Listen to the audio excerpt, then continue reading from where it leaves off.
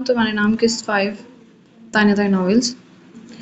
घर में माइयों के फंक्शन के लिए सजावट हो रही थी। चारों तरफ जर रंग के फूल खुशबू बिखेर रहे थे। अरे लड़कियों, धुन का दुपट्टा तैयार हो गया है या नहीं? रैन वर्दा, जो बेचारी जबरदस्ती लाई गई थी, हया, नीलम और ईशा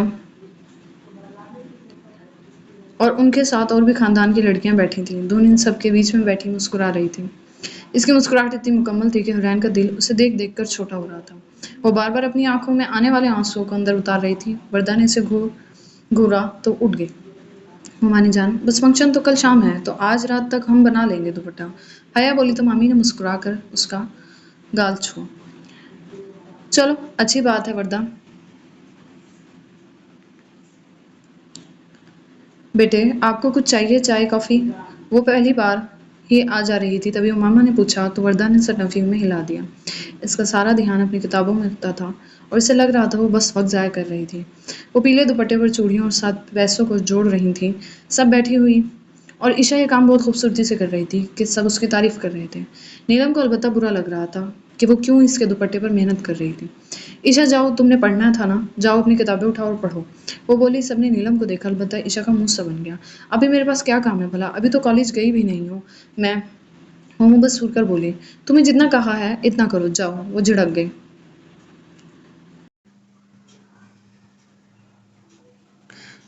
वो जानती थी। जबरदस्ती ईशा को वहां से उठाकर उसने आईब्रो झुकाकर उन सबको देखा।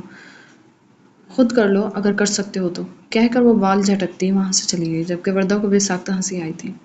क्या टिपिकल पर्सनालिटी थी। ड्रामों और फिल्मों में ही पाए जाते थे उसके बकौल ऐसे लोग, लेकिन अपनी आंखों से भी देख लिया। कितनी बुरी है नीलम भाभी, एक कज़न बोली, जबकि वो लोग लब खींच गई। लाओ दो धुन, हम बनाते हैं ये।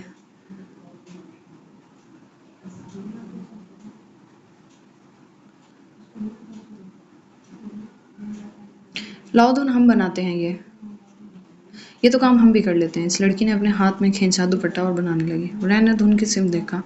धुन, आज मेरे साथ चल रही हो तुम? वर्दा ने बहन को देखा। वो किस तरह बेचैन थी, जैसे उसका बस चलता वो धुन को उस जगह से उठाकर खुद उसकी जगह बैठ जाती। इसे ये प्यार बस समझ ही नहीं आती थी। इंसान अपना करियर बनाए, अपनी ज़िंदगी सेटल करे या प्लानिंग किसी से किसी को छीनने की।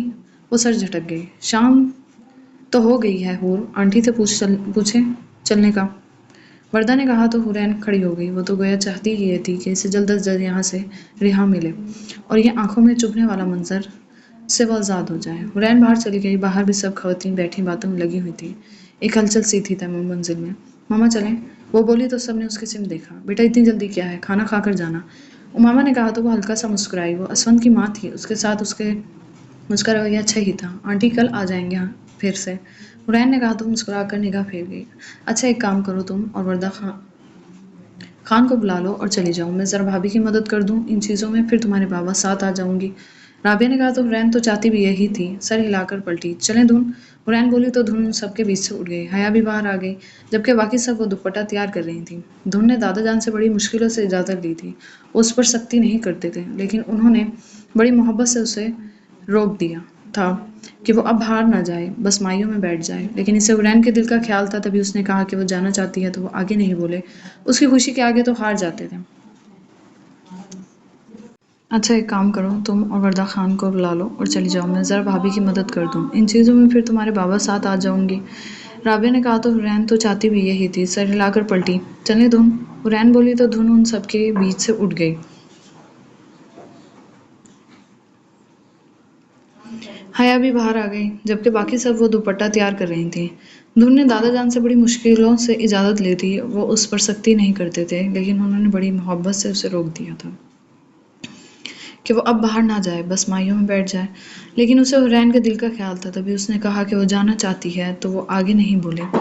उसकी खुशी के आगे तो हार जाते थे। वो थी ही इतनी मासूम, और फिर वो बात दिल पर ले कोई चाहता ही नहीं था। मामा, मैं भी जाऊं? धुन ने माँ की सिम देखा तो वो उठी। वो हल्के गुलाबी जोड़े में दूध से सफ़ेद हसीन नकुश की धान पान सी लड़की बहुत खूबसूरत थी। फिर वो बहुत अदब से बोलती थी सबसे। माँ बाप समेत सबकी जान थी वो। उन्होंने प्यार करके उसका सदका दिया और सर हिला दिया। خان کو بلا لیا۔ رابعہ نے دونوں بیٹیوں سے پوچھا کہاں جا رہے ہیں؟ تبھی اسفند کی آواز پر وہ سب پلٹے تو امامہ نے اسفند کو ہی کہہ دیا کہ وہ ان تینوں کو وہاں چھوڑ آئے۔ نواز ہاؤس۔ اسفند کی تو بانچیں کھل اٹھیں۔ دھن مدھم سے مسکرا دی۔ وہ سب باہر نکلے۔ حورین ان دونوں کو ساتھ دیکھ کر قدم ہی نہیں اٹھا پا رہی تھی۔ وہ سر جھکائے ہوئے آنکھیں نم کر گئی، جبکہ وردہ نے ذرا غصے سے اسے دیکھا۔ ایک تو معلوم نہیں کیا ہونے والا تھا جو شامیر نے اسے بتایا تھا، اور اوپر سے رونے دھونے لگ گئی تھی وہ۔ گاڑی میں فرنٹ سیٹ پر دھن بیٹھی تھی۔ حورین پیچھے آنسو بہا رہی تھی، جبکہ وردہ بالکل انجان بن گئی۔ بابو میرا سونا، کب واپس آؤ گی یار؟ تمہیں دیکھے بنا چین ہی نہیں آتا مجھے۔ اسفند کی باتوں پر وہ بلش کرنے لگی، اور وردہ نے دیکھا وہ کافی کیوٹ لگ رہی تھی۔ اسفند، اس نے اسے ٹوکا، وہ یقیناً ان دونوں کی وجہ سے۔ میری جان، پیار کیا تو ڈرنا کیا؟ کیوں کزنز؟ اسفند نے ان دونوں کو بھی شامل کیا تو وردہ ہلکا سا مسکرا دی، اور حورین نے باہر دیکھنا شروع کر دیا۔ کچھ ہی دیر میں نواز ہاؤس بھی آ گیا تو اسفند کا دل ہی نہیں کیا کہ وہ اسے چھوڑے۔ حورین اور وردہ تو اتر گئی، جبکہ دھن زبردستی گاڑی سے نکلی تھی۔ اسفند دل پر ہاتھ رکھ گیا۔ میں جلد آ جاؤں گا تمہیں لینے، وہ بولا تو حورین نے مڑ کر دیکھا۔ نہیں اسفند، اب کی بار تم اتنے حق سے کہہ نہیں پاؤ گے یہ، وہ دل میں سوچتی اندر چلی گئی۔ دھن نے پہلی بار نواز ہاؤس میں قدم رکھا تھا۔ وردہ تو سیدھا اندر چلی گئی، جبکہ حورین اسے سب دکھا رہی تھی کہ یہ نواز ہاؤس ہے۔ اس نے اسے اندر سب کے کمرے دکھائے۔ دھن مسکرا رہی تھی۔ تم کیا کھاؤ گی؟ وہ پوچھنے لگی۔ نہیں کچھ نہیں، آپ کی دوستوں نے کب آنا ہے؟ وہ بولی۔ ارے وہ بھی آ جائیں گے۔ اچھا میں فریش ہو کر آتی ہوں، اوکے تم بیٹھو۔ اور وردہ آپی؟ اس نے ارد گرد دیکھا، وردہ نہیں تھی۔ چلو تم بیٹھو آرام سے، میں بوا سے کہتی ہوں چائے بنا دیں گی۔ دھن کو عجیب سا لگنے لگا۔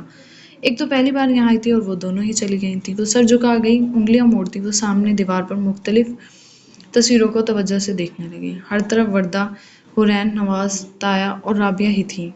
اس نے سنا تھا نواز تایا کی پہلی بیوی بہت خوبصورت تھی، دیکھنے کی خواہش بھی دل میں آتی تھی، لیکن اس میں اتنی ہمت نہ تھی کہ وہ کسی سے کہتی کہ ان کی تصویر ہی دکھا دیں۔ اس نے وردہ کو دیکھا تھا، وہ بہت خوبصورت تھی، جس سے واضح تھا اس کی ماں بھی بہت خوبصورت ہوگی۔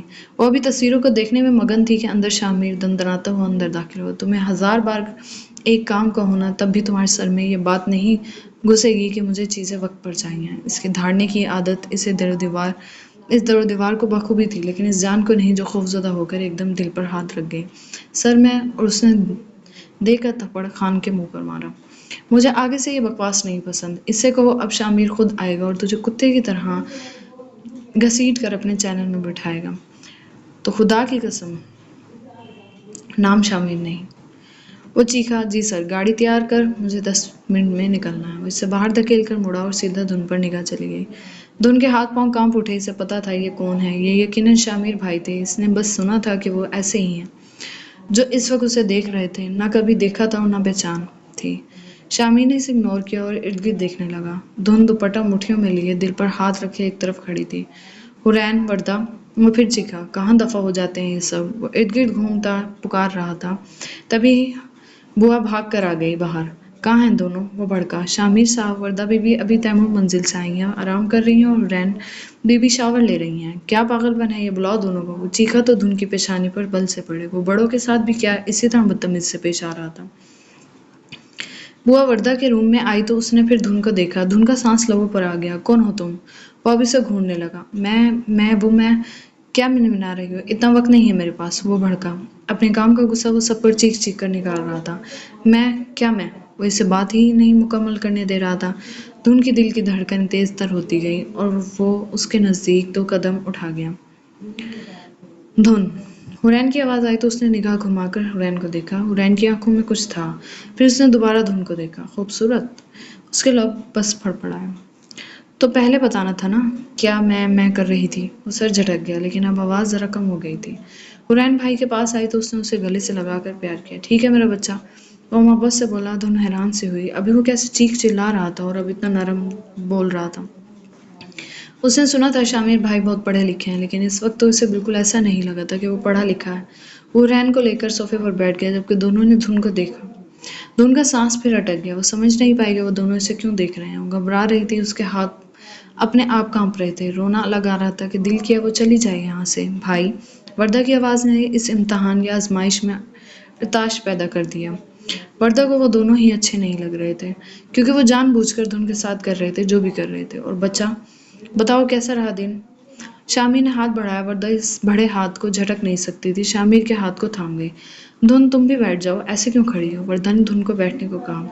دھن کی نگاہوں میں نمی تھی، جیسے وہ ابھی رو پڑے گی۔ وہ وردہ آپ اسفن کو فون کر دیں، میں گھر چلی جاؤں۔ اسفن؟ شامیر نے نام دہرایا۔ وردہ لب بھینچ گئی۔ دھن نے اس کی سمت دیکھا۔ تمہارا منگیتر، رائٹ؟ وہ پوچھنے لگا۔ دھن نے بس سر ہلایا۔ اتنی جلدی کیا ہے؟ کوئی کہیں نہیں جا رہا فی الحال۔ اور گیسٹ ہیں؟ ہماری ساری گھر دکھاؤ انہیں۔ شامیر بولا تو دھن نے مدھم آواز میں نفی کی۔ میں دیکھ چکی ہوں، مجھے بس گھر۔ شامیر کی آنکھوں نے اس کے الفاظ وہیں روک دیے۔ ہمارے گھر میں مہمان یوں نہیں جاتا، اور جب کہہ دیا ابھی نہیں جاؤ گی تو ابھی نہیں جاؤ گی۔ Is that clear? وہ ہلکا سا آگے کو جھکا۔ وردہ نے دھن کا پیلا پڑتا چہرہ دیکھا تو اس کا رخ اپنی سمت کر لیا۔ دھن، ہمارے باغ میں بہت خوبصورت پھول لگتے ہیں۔ بوا؟ اس نے بوا کو آواز لگائی۔ ذرا دھن کو پھول دکھائیں۔ اگر وردہ اس کا رخ نہ موڑتی تو خوف کے مارے اس وقت اس کا دل بند ہو جاتا۔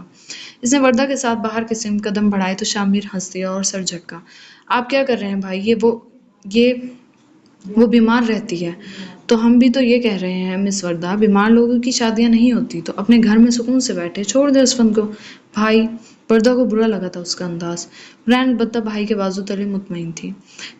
شرم آنی چاہیے تمہیں، اور کسی معصوم کے ساتھ کیا کروا رہی ہو یہ تم؟ وردہ نے غصے سے کہا اور اٹھ کر باہر نکل گئی۔ بھائی؟ اور رین نے اس کی سمت دیکھا۔ کچھ نہیں ہوتا، جو تمہیں پسند ہے وہ تمہارا ہی ہوگا، باقی سب کو بھاڑ میں جانے دو۔ اور یہ دنیا بڑی ذلیل ہے چندا، یہاں کوئی چیز سیدھی طرح نہیں ملے گی، کھینچنی پڑے گی، چھیننی پڑے گی، اپنے حق کے لیے آواز اٹھانی پڑے گی، اور جب کچھ قسمت میں نہ ملے تو اسے کسی اور کے ہاتھ کی لکیروں سے چھین لینا چاہیے۔ وہ پرسکون تھا۔ حرین کا غال تھپ تھپا گیا، جبکہ حرین سر ہلا گئی کیونکہ اسے اس وقت غرض صرف اور صرف اسفن یار کی تھی۔ شامیر نے اس کے کان میں کچھ کہا اور کھڑا ہو گیا۔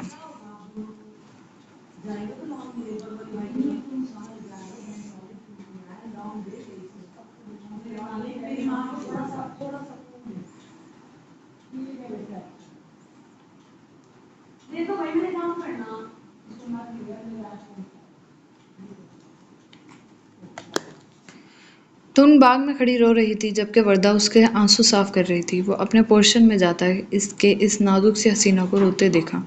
وہ طنزیہ مسکرایا اور وہاں سے چلا گیا۔ یہ میں دھن ایک دم لائٹس کے چلے جانے پر پریشان سی ہوئی۔ وہ باغ میں ہی تھے، ایک دم ایسے اندھیرا ہوا کہ کچھ دکھائی نہ دیا۔ حرین؟ اس نے حرین کا ہاتھ گھبرا کر پکڑ لیا۔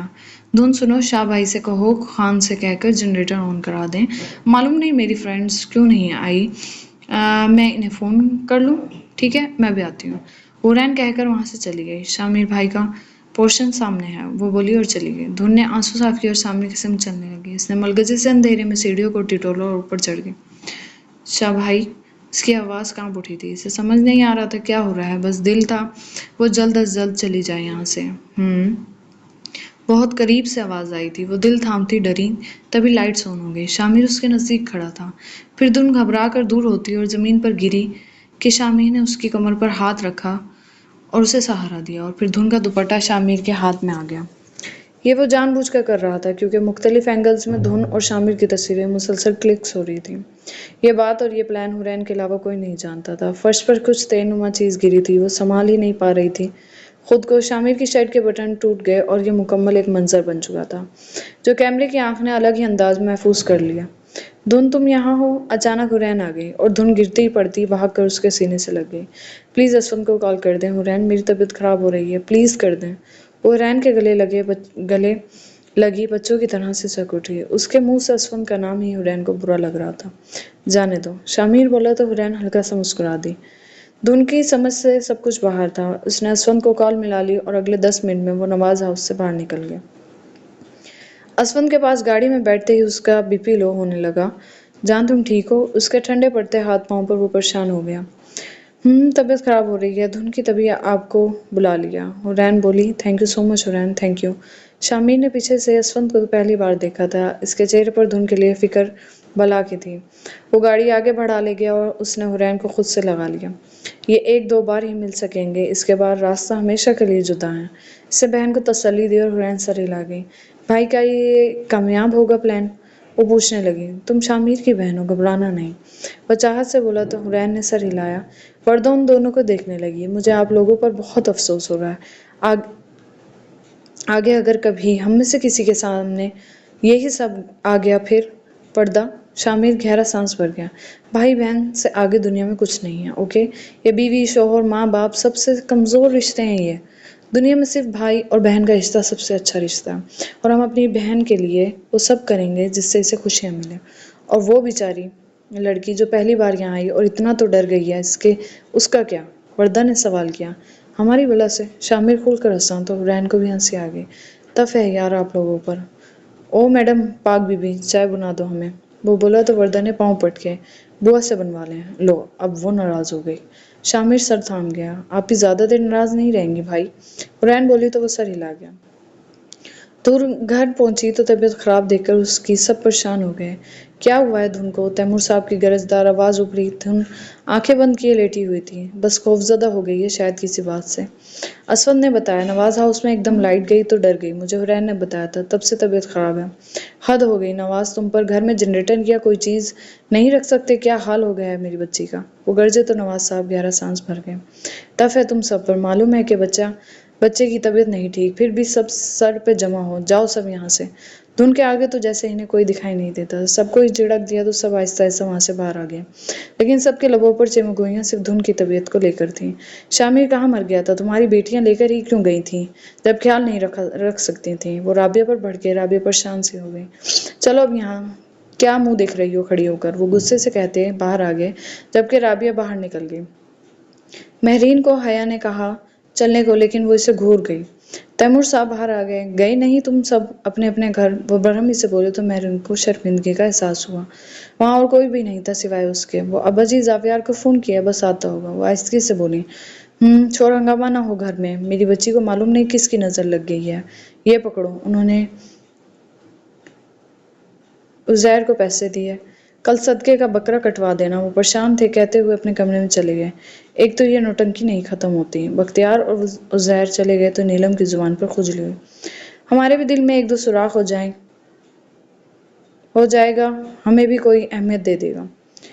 وہ طنزیہ ہنسی تو عشا بھی ہنسنے لگ گئی. دونوں بہنوں کی طرف سب نے دیکھا. کیسی باتیں کر رہی ہو بیٹا؟ مہرین کو برا لگا. پھوپھا آپ تو اپنے گھر جائیں. وہ منہ بنا کر کہتی وہاں سے چلی گئی. حیا نے غصے سے ماں کو دیکھا. ہر کوئی اس کی بے عزتی کر رہا تھا. حیا باہر نکل کر سیڑھیوں پر بیٹھ گئی. وہ زاویار کو مسلسل میسج کر رہی تھی. اپنے بوائے فرینڈ کو میسج کر رہی ہو؟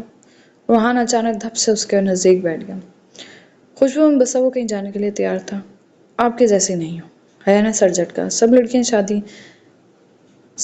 ایک جیسی ہوتی ہیں. تم انوکھی نہیں ہو. روحان نے سنجیدگی سے کہا.